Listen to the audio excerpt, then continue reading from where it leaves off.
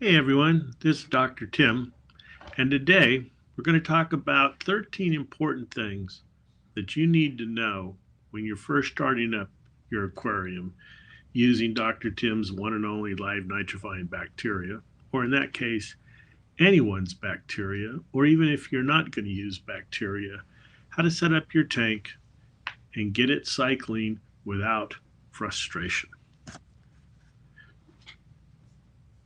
So,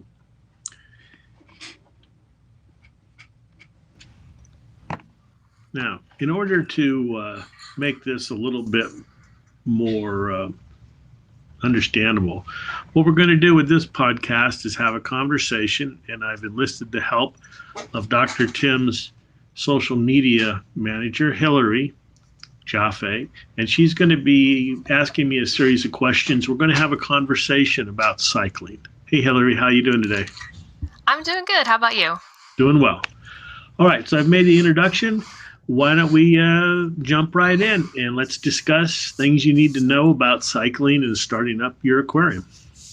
All right, sounds good. Let's jump right in. So, there's a bunch of different ways that we can cycle tanks, but do some ways take longer than others, and why is that?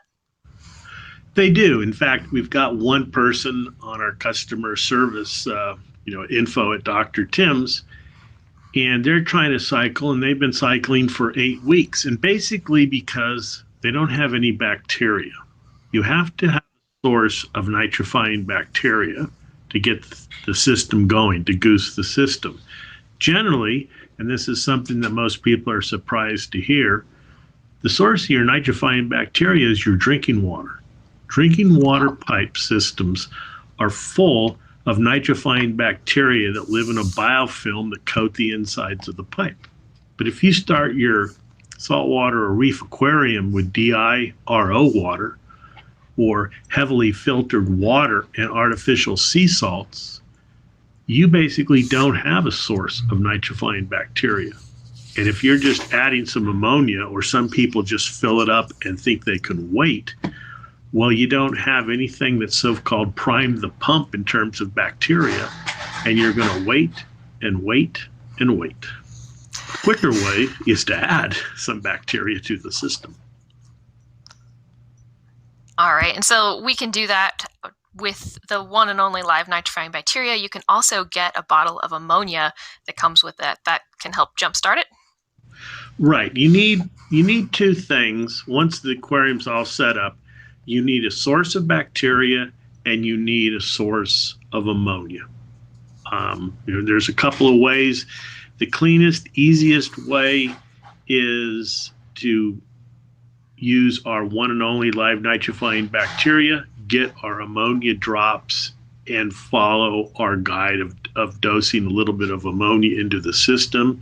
Some people, there's the old school way of getting a shrimp from the deli and cutting it up and throwing it in there and letting nature take its course. That turns into kind of a mess. The aquarium's cloudy and it stinks. That's I not can something we imagine. recommend. Um, and a lot of people, truthfully, they read bad things about nitrifying bacteria or bottled bacteria, and that's because historically bottled bacteria haven't worked well because they were the wrong bacteria. I mean, that goes back to my PhD dissertation from a long time ago that showed that the traditional bacteria, Nitrous ammonius europaea and Nitrobacter winogradsky, while those are nitrifying bacteria, they are not the ones you find in aquariums. They're in sewage treatment plant systems, and sewage treatment plant systems have a much higher ammonia and nitrite concentration than your home aquarium. So you need the That makes right sense. bacteria in the bottle to start with. That's a good point. Now, you mentioned that we have a step by step, and I'll probably talk about this a couple more times, but we do have recipes for step by step if you're not sure if you've done it for the first time. You can go to our website and we've got those step by step, what you need to do each day, how to test. So that's just something to keep in mind if, you're not comfortable with dosing ammonia. Right.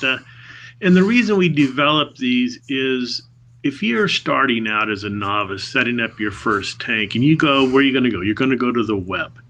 And the web is nothing but a source of confusion. There's good information, there's bad information. How are you going to know? You go to these forums, and now you got 20 people, 30 people telling you all these different ways.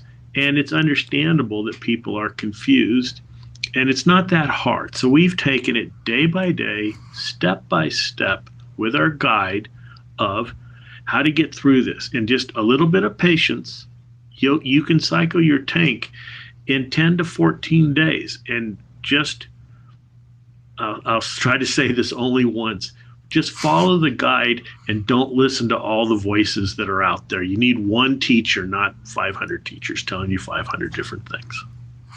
Yep. I say I've been there as an aquarist when I first started out. It really helps to have that step by step, so you know exactly what to do. Now, speaking of ammonia, so one of the questions that we do get is people have high ammonia in their tanks. Can you tell us a little bit about like when people are seeing high ammonia, what can they do?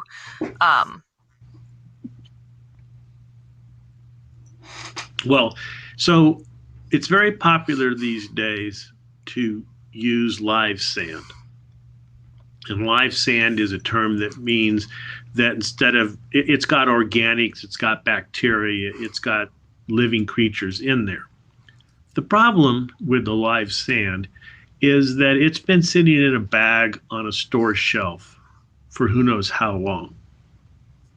And those bacteria are doing what bacteria do, which is breaking those organics down. I mean, I've had customers email us and say, I opened this bag of live sand and put it in there. It was black and it stunk, but I used it.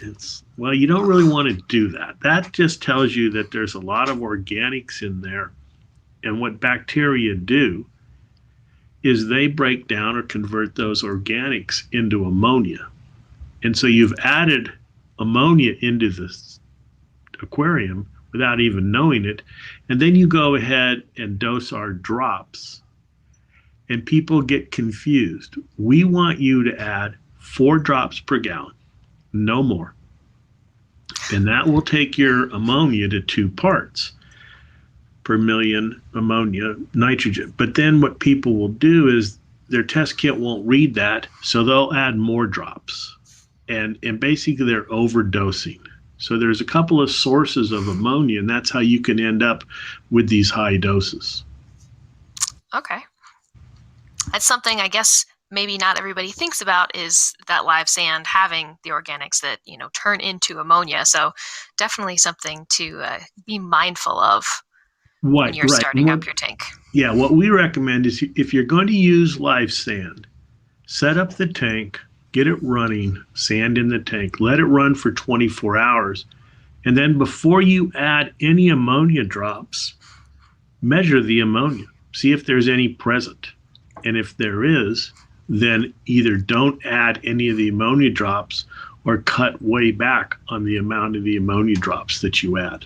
It's better to have less ammonia than too much ammonia, as too much ammonia basically slows the cycle and it inhibits it. So it takes longer, which is not what we're trying to accomplish. We're trying to accomplish a faster cycle rather than a slower cycle. Exactly.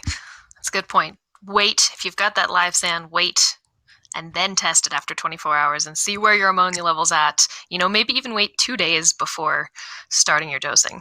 Right. And one indicator is if your water turns cloudy, if you set your system up, and it's a good advice, maybe wait 48 hours. Nothing goes wrong waiting.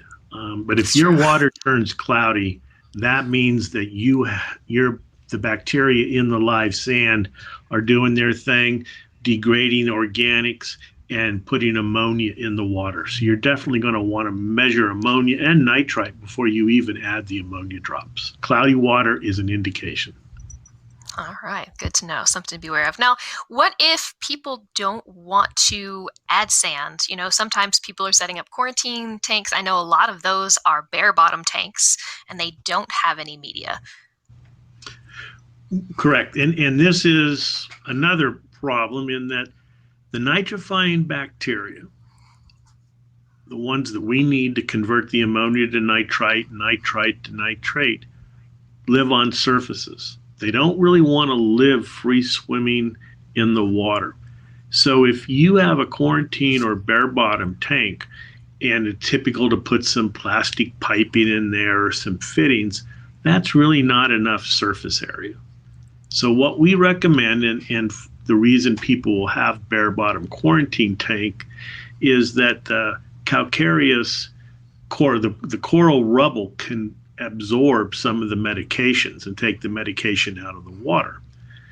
What we recommend then is to have a layer of glass beads or marbles on the bottom. The bacteria can adhere to those. It provides enough surface area for them to start uh, attaching and do their work. A bare bottom tank, if you don't want any surface area in there, strictly bare bottom, is going to take longer to cycle because there's just no place. There's not enough surface area for the bacteria. So you're just going to have to know it's going to take a while.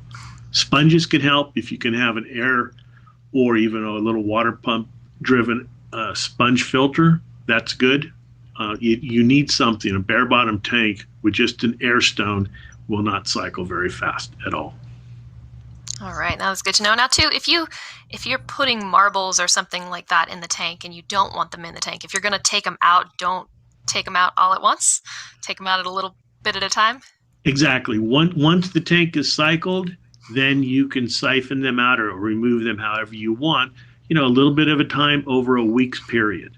A lot of people say, "Well, I've got lots of coral, live rock, or dead rock." Well, again, it takes time for all that to cycle. The bacteria just don't immediately adhere to that material. So you have to be patient with it.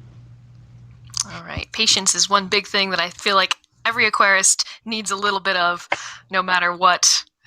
If you're just starting, even if you're further on down the line, it takes a lot of patience. It does take patience. It's a big reward, but anytime you doing something, step back, come back in an hour. Just a little bit of patience can clear the mind, and you'll react better to whatever situation's going on in your aquarium. All right, now I've got one more, I guess, substrate media sort of question. So I've heard there's a lot of different biomedia that are out there, little blocks, ceramic pieces that you can put in your filters. What do those do with respect to the nitrifying bacteria? How do they work? Well, the idea behind those is good in that they provide a lot of internal surface area for the bacteria in a small shape. So they're very porous. The problem is the bacteria aren't like bugs that can crawl. They can't grab that surface and then crawl inside. They have to be forced inside, and it takes time to develop that bacteria colony. And then what happens is once the nitrifiers are inside and on the surfaces, all the internal surfaces, that material invariably starts clogging with organics. And there's all sorts of proprietary materials. More porous is better because if you have lots of water flowing through it, it won't accumulate organics. Why accumulating organics is bad is basically you're burying the bacteria. You're just shoveling dirt on top of them, and then the water doesn't flow. All these rely on passive, the water will flow through it. But that's not what happens. Once the surface becomes slimy, once it becomes clogged, the water takes the path of least resistance, which is going around these blocks. So positioned right in a what I call active water flow, where you're actually pushing the water through them or pulling the water through them so there's no bypass, they can work. But most of the time, people just stack them and kind of like, I put it in my tank, the water will flow, and that's just not how water works. It will not automatically go into those materials. Oh, that's good to know. Yeah, we've seen a lot of occasions where tanks don't have good flow, and even within the tanks, water becomes stagnant. You have buildup. So if you do have those medias, those biomedias, make sure you put them in an area of high flow, or not even high flow, but where they're Yeah, where getting the flow. water can't bypass, and more importantly, pre-filter, because organics are the bane. That's what nitrifiers hate. Nitrifiers work in a very thin film, and if you cover the nitrifiers up, you're basically smothering them, and they can't work. And what smothers them? Organic material. So have a pre-filter. Nothing wrong with having a nice pre-filter blue pad, sponge, something that you can easily clean, easily remove, easily clean all the time. And you have one it working, one you're cleaning, one you're drying. So a couple of them, and you rotate them out to get rid of organics and keep whatever your biofilter media is clean. That's the most important thing about biofilter media is it needs to be clean of organics so the nitrifiers can work. All right. Okay, so now I'm going to move on to, I guess, water, like where you're getting your water. You talked about RO/DI water a little bit earlier, but I've heard tap water isn't good to just put into your tank. Correct. So, uh, um, people think, well, we drink the water, it's fine. Now, the problem with tap water is one, it's got chlorine or chloramines in it because by law, whatever water authority delivers water to your house has to be deliver bacteria-free water so it's healthy for you to drink. And how that's done is by disinfectants, and chloramine and chlorine is the prime disinfectant. And it will kill not only the nitrifying bacteria, it will kill your fish. So you have to dechlorinate the water with a simple dechlor. There's several on the market. Or because it can also have nitrate in the water. And why does it have nitrate? Well, as remember I said earlier, you get your nitrifying bacteria from your drinking water. When chloramine, when it's added at the water treatment station, as it goes through the pipes, basically dissociates into ammonia. And that ammonia becomes food for nitrifying bacteria that coat the drinking water pipes as they travel to your house. And then the nitrifying bacteria take that ammonia that came from the chloramine and they nitrify it into nitrate. So by the time the water gets to your house, it may have high levels of nitrate. So for your marine aquarium, you want to keep your phosphate and nitrate, which are nutrients for algae, down. So a lot of people will use RO, which stands for reverse osmosis, or DI, which stands for deionization. And that's two techniques to take your tap water and purify it so that it's pretty pure. About 98% of all the minerals and other compounds are removed. So you start out with pure water, add a synthetic sea salt, and you're making up a mix that you know exactly what's in it and that it's clean and doesn't have these nutrients that can spur algae growth. But the main thing is you got to have chlorine-free water. All right. Now, something that you could use would be we have a product called First Defense that can help to remove some of that stuff and make that water safe to start out for your fish. Right. I mean, not everybody's going to install an RO/DI unit if you have a small aquarium, and that's okay. You can use something like First Defense, which will bind out heavy metals, remove the chloramines and chlorine, and make the water perfectly fine to use with your synthetic sea salts for your fish aquarium, even your coral reef aquarium. You don't have to be paranoid about it, but it is good to know what is in your local water source. Yep. Always, always important. And if you're not sure about that, that's something that maybe you can always check with your local fish store. They should be able to give you, if you're new to the area, they should be able to let you know how your water is. Yeah, always talk to your local fish store. They're going to know. And if you have a small tank, it may just be more economical. A lot of fish stores pre-mixed salt water, and you can buy a 2, 4, 5 gallon jug of pre-mixed salt water and save space, save the hassle of mixing. Just it's Yep. everybody's situation is a little bit different depending on how much room you have and things like that. Exactly. All right. Now, so I'm going to go back to this ammonia thing again. We talked about it at the very beginning. So what happens if you add too much ammonia? Well, basically, if you add too much ammonia, the bacteria take longer to cycle.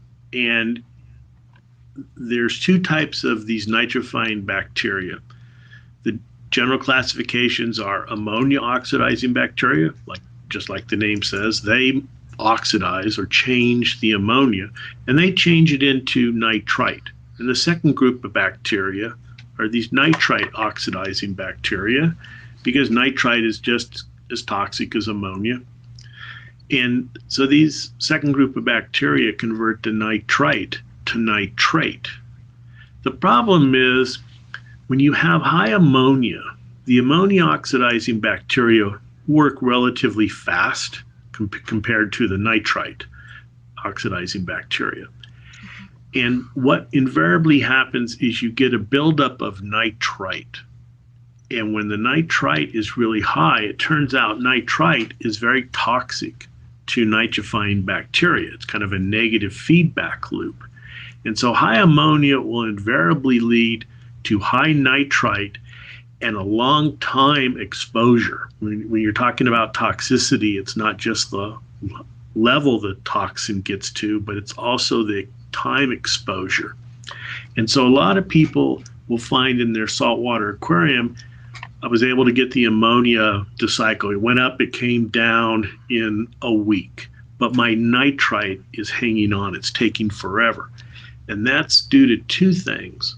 The nitrite oxidizing bacteria grow super slow, and the higher the salinity, the slower they grow because they have to put more energy in just maintaining the cell. And it turns out that the high nitrite starts to poison the cell. So they're actually poisoning themselves. And so the fix to this is, one, lower your salinity. Say you're going to have 35 parts per thousand, 1.023 to 1.024 on your hydrometer. You don't have to have that in the beginning for the bacteria. Cut that down to 24 parts per thousand, 1.016 on the hydrometer or so. You can always raise it before you add fish. Lower salinity means less energy the bacteria have to use just to maintain their cell shape so they can divide faster. And as I said earlier, a little bit of ammonia means a little bit of nitrite, gives the bacteria a chance to reproduce, increase their numbers to handle more and more, so you can gradually increase the amount of bacteria or amount of ammonia you add. What we don't want you to do is try to rush the process using chemicals.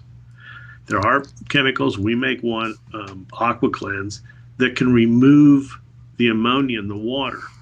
But in doing so, they also can inhibit the bacteria. In an emergency, fine to use, but during a regular cycle, stay away from using and especially overdosing ammonia removing chemicals. Yep. That's a really good point, and something that you might not think of. You're just like, oh, I want to get it down a little bit, but you add too much. It's easy mistake to make. Right. Today we have, you may have seen it in the customer service email, and I'll talk a little about test kits, because a person has 0.025 ammonia and they're kind of freaking out. And so they're adding a very popular ammonia removing chemical. And that's the wrong thing to do. We step back and just think 0.25 ammonia is not going to harm any fish. And these test kits, the most popular ones, they're easy to use, but the drawback is they're not technical scientific instruments. They're kind of an indicator. If you have zero ammonia, a little ammonia, or a lot. If you have a little ammonia, just 0.25, basically that's zero for most of these test kits. Don't freak out. let the bacteria do their thing.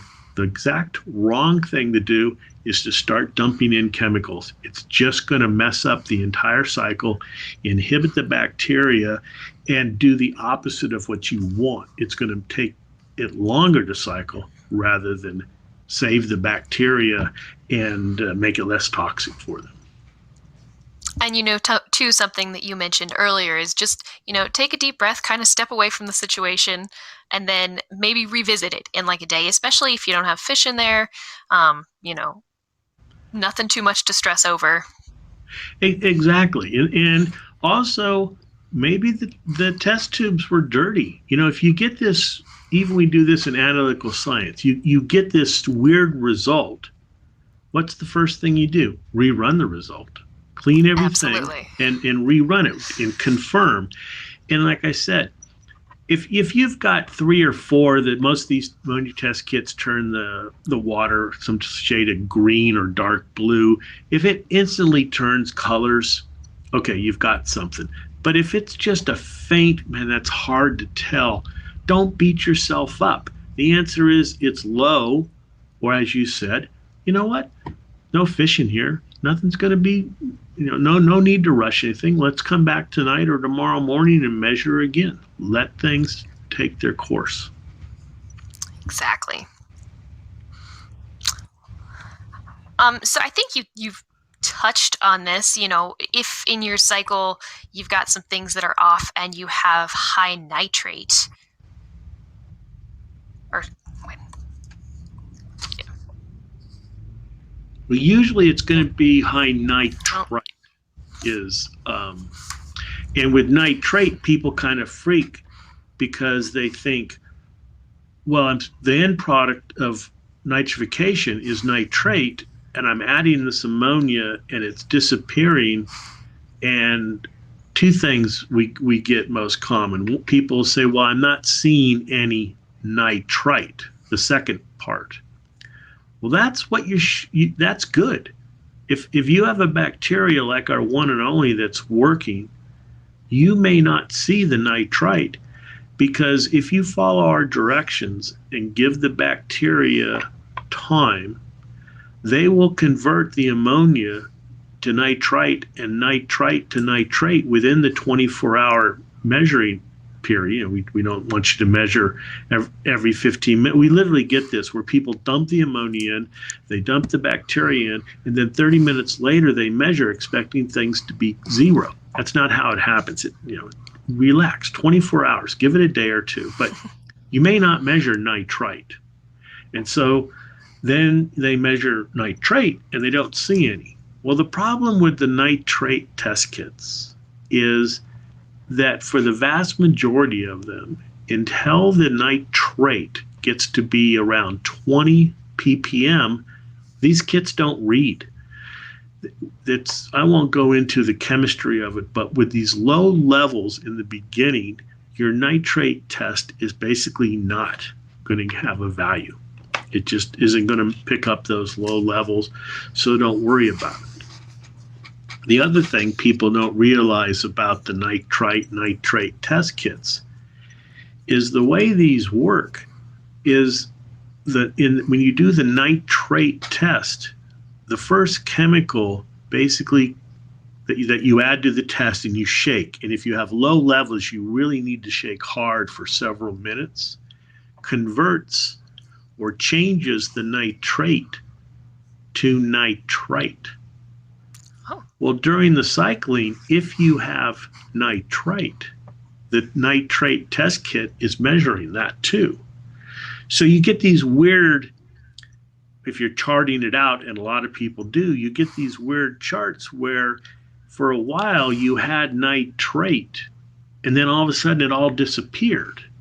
Well, if you look, you had that nitrate when your nitrite was high, because the kit measures both. When nitrite dropped to 0, because the nitrite oxidizing bacteria now are kicked in, your nitrate dropped to 0, because in reality, that's what the kit was measuring. And I know this can be very confusing, and I have a blog where I detail this, where you can go through and see how I write. I have some graphs because the terms are very similar and it does get a little confusing. Yep, actually, I think I misread mine. I was like, oh no, hold on. That was supposed to be nitrite, not nitrate. But I do agree. I have seen the graphs, and the graphs are a great visual to kind of help you figure out where you are in the cycle. Right. And it's kind of amazing, but the test kit manufacturers don't tell you how the nitrate test works, that it's converting all the nitrate to nitrite. So to get an accurate value, anytime you do a nitrate test, you also need to do a nitrite test, and you subtract the nitrite value from your nitrate value to get the true nitrate. Even the machines that we have in the lab, we have to do that because all these tests you use some type of reduction to turn the nitrate into nitrite and then measure it. All right, good to know. It's always interesting to see like how labs, especially places that do this on a much higher level, how their equipment differs from the stuff that we as hobbyists use for our tanks at home. Yeah, it's in general the same. Most because it's quick and easy are these colorimetric, which means they basically change color. The more the of the substance there is, the darker the green, the darker the red. But what a lot of people now don't understand, because again, the test kit manufacturers don't tell you, is that you can get a false negative. And that means if you have a lot of ammonia or a lot of nitrite in the sample, now I'm confusing myself, but if you have a lot of nitrite in the water, and we're talking maybe 10 or 15 because you've misread, or you didn't misread, you've paid attention to the internet, and here's a myth. And the internet will tell you that the ammonia bacteria have to be fed every day or they're going to die. Well, they don't have to be fed every day. They're not human. They don't need to be fed every day. Or every 2 days or every 3 days. They're going to do fine.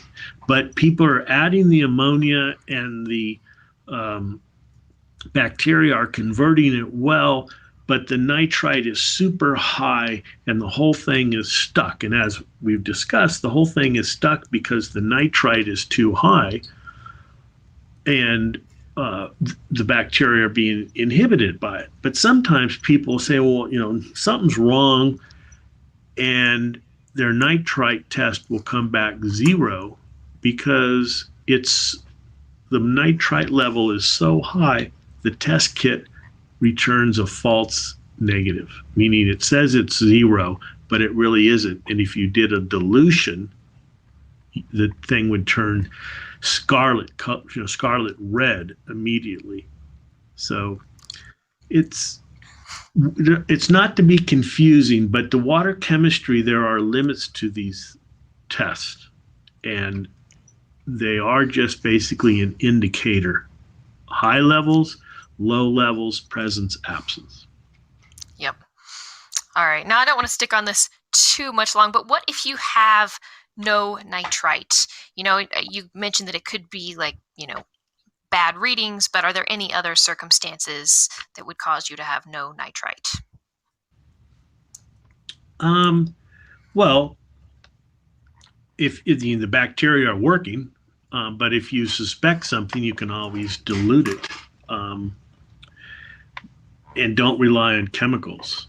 But usually it's just because the bacteria are working so well that they're doing what they're supposed to be doing. They're converting that nitrite to nitrate. All right. So if you don't have any, you're doing good. Don't worry. Yeah, basically.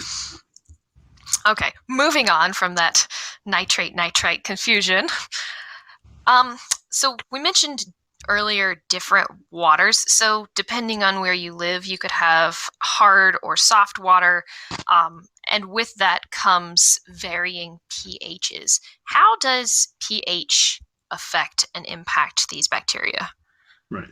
Well, generally, This is more of a problem in freshwater aquariums, but our podcasts aren't only marine, they go freshwater and salt. And a couple of things happen. People will think, well, I'm going to use pure water. I'm going to go down to the store, the aquarium's not that big, and I'm going to buy, the best, purest waters possible.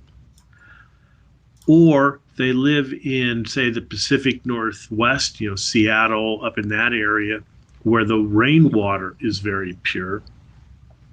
And the problem is that when you have pure water, the pH is usually around 7 or lower.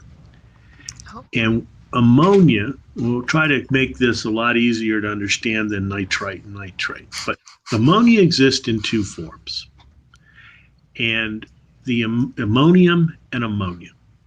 The lower the pH, the more the total ammonia exists as ammonium, which is NH4 plus. And under a pH of 7, 6.5, for all intents and purposes, 99% plus of the total ammonia is in the ammonium form. Well, the problem is that's not the form the bacteria use. Luckily, it's also not the toxic form. So when you measure it, you're going to have high ammonia, because all these kits measure, almost all of them measure total ammonia. But nothing will convert. The bacteria won't work because the bacteria can't use the ammonium form of total ammonia. So if you're going to have a low pH tank, and people set these up because they're going to have cichlids or South American cichlids like discus or angelfish that come from naturally low pH water, well, it's going to take a long time to cycle. And if you just have soft water, low pH water right out of your tap, once again, it's going to take a while for that aquarium to cycle because the ammonia is in the wrong form. All right, that's good. That's interesting and important to know. Now, we're talking about freshwater tanks, so makes me think of those tanks that have tannins in them to have those beautiful colors. How does that affect the pH? I assume it drops it a little bit as well. Usually, yes, tannin. Some people use peat. Try to get a peat or a bog. It has a nice yellow or brownish yellow color, looks very natural. Those are usually soft water tanks, which soft water means low calcium and magnesium, not a lot of buffering or tums. They can't absorb a lot of the acids that are produced by nitrification. And that is not the greatest environment for bacteria. Tannins inhibit, or tannic acid inhibit bacterial processes. And now, what's a common tank? These freshwater shrimp tanks. They're gorgeous. All these different colors and types of freshwater shrimp. They'll tell you, the people that are selling these shrimp will tell you, well, you need this soft water. You need to have these special soils that add tannins, and they actually add ammonia, and they make the water very soft. And people will freak out in terms of, I got this ammonia, I've added the bacteria, nothing's happening. Well, that's because in some of these shrimp tanks, the pH is like 5.5. It's going to take quite a long time to cycle. But as I said earlier, the ammonia is in the non-toxic form. So you're okay. You just have to be patient and realize that the water chemistry is dictating that this is just not the greatest environment for nitrifying bacteria. Go slow, don't add a lot of organisms, and it's going to take literally a couple of months for these systems to cycle. That's good to know. That's very interesting. I love looking at those shrimp tanks when I go to the trade shows. They're just beautiful tanks, but I had no idea that the pHs could be so low.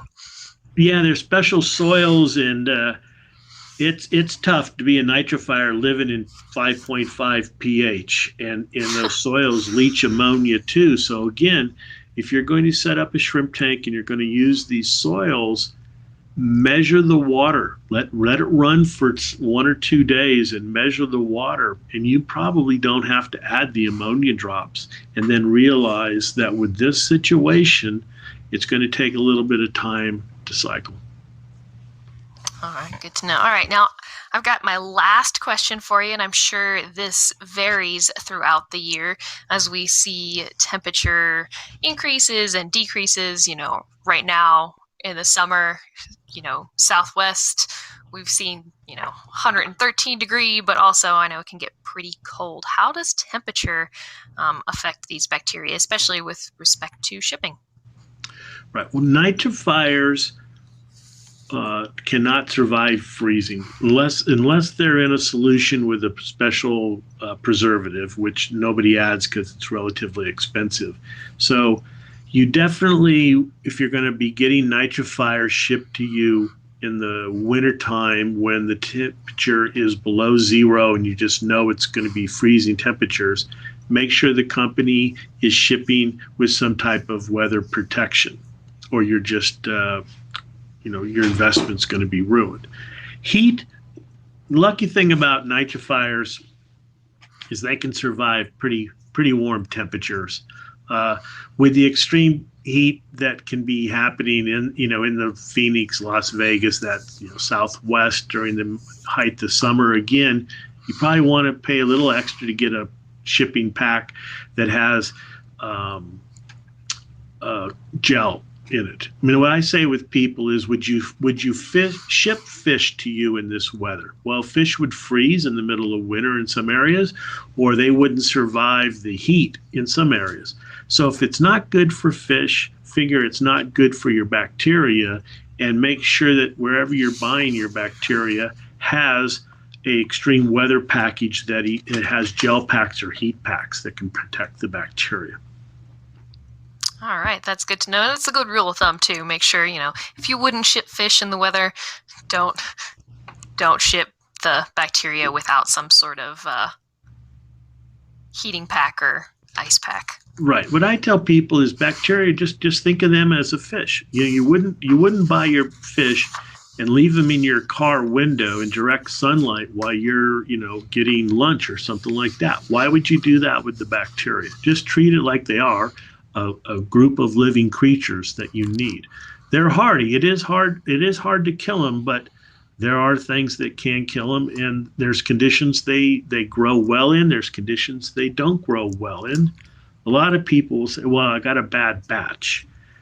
The problem we have as a manufacturer is that the range of aquariums just varies so much that by reviewing and thinking about the things that we've talked about today, you're going to know how to handle the situation. If you want a low pH tank, fine.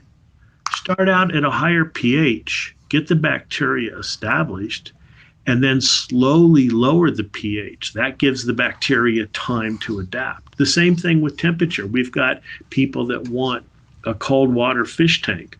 Okay, cycle at a warmer temperature and then slowly reduce the water temperature after you have a significant bacteria population. Trying to grow nitrifying bacteria at 50 degrees Fahrenheit is going to take forever versus growing them at 75 and then slowly reducing the water temperature down to 50 over a week or two, giving the bacteria time to adapt. Yep. Just think of it as like a really, really slow acclimation, like you would do for your fish, but you're acclimating for the bacteria. Basically, exactly. Yep. All right. Well, I think that sums up my list of questions for you, or big things that, I wanted to talk about and discuss. Great. But we have all this written down on our website. There's lots of videos. You can go to our YouTube channel, Dr. Tim's Aquatics. You can go to our website, www.drtimsaquatics.com. And there are, like I said, the fishless cycling guide, videos, and all sorts of resources to get you through the cycling. The main thing is go slow, have patience, and pick a path. Don't go on the internet and listen to all sorts of people, it's just going to confuse you. You can get through this. It'll be fine. Just be patient and take your time. Good advice. All right. Nice speaking to you today, Hillary. Good talking to you. All right. We'll talk to you later. Thanks, everyone, for listening. Thanks for listening.